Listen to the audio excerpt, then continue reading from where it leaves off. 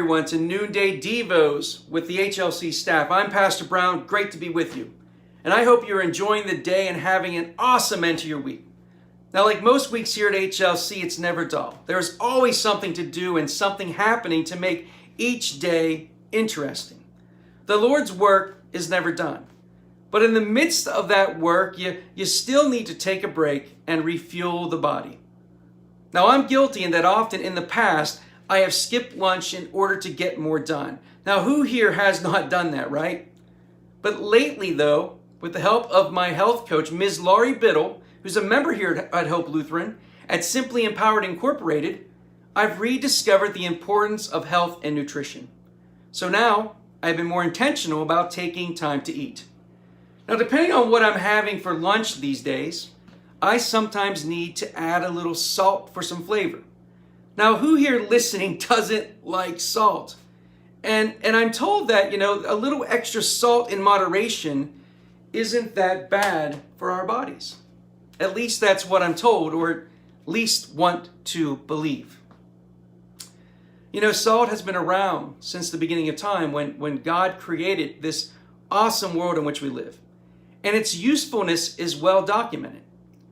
Salt was such a valuable commodity that its production was, legally restricted in ancient times. It was historically used as a method of trade and currency.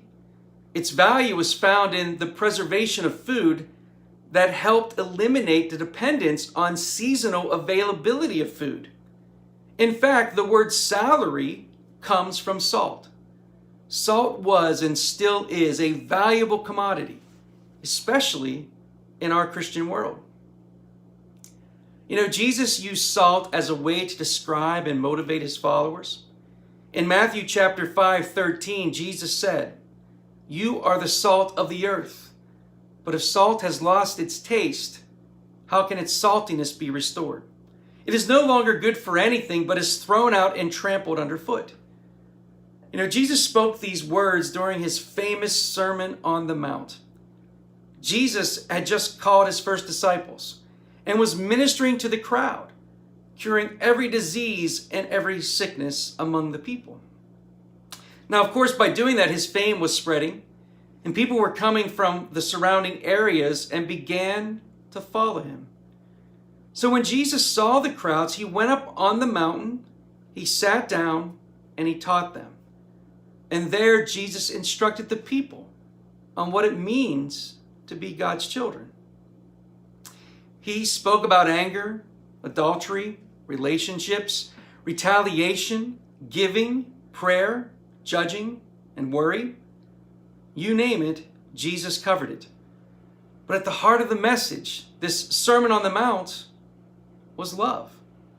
Love for God, love for others, and love of yourself. In a nutshell, Jesus, while teaching these important virtues, says that you are the salt of the earth if you try to live by his teachings.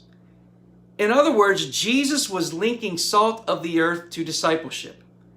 And by calling his followers salt of the earth, Jesus was describing their mission to carry his message to the world. Matthew finishes the story of the Sermon on the Mount by saying this. Now, when Jesus had finished saying these things, the crowds were astounded at his teaching, for he taught them as one having authority and not as the scribes. Jesus told his followers, us, that we are the salt of the earth, which means that we should impact the world around us, my friends. Just as Jesus used metaphors to assist in getting his message across, Jesus uses us to spread the word in a way that is easier for others to understand, easier for them to hear and digest. How? Well, it's by asking us to add flavor and depth to our words and actions as we share the gospel. You see, those who follow Jesus, those who know Jesus, should radiate the joy, peace, hope, and love that only Jesus brings in our lives to influence others in a very positive way. And if we are the salt of the earth, people will know us by our love. And that love will help lead others to Jesus. So today and every day, look for ways, my friends, to be the salt of the earth in your words and your actions. As Matthew also said, let your light shine before others, that they may see your good works and give glory to your Father in heaven. Have a blessed weekend, my friends. We'll see some of you in church this weekend. God bless you.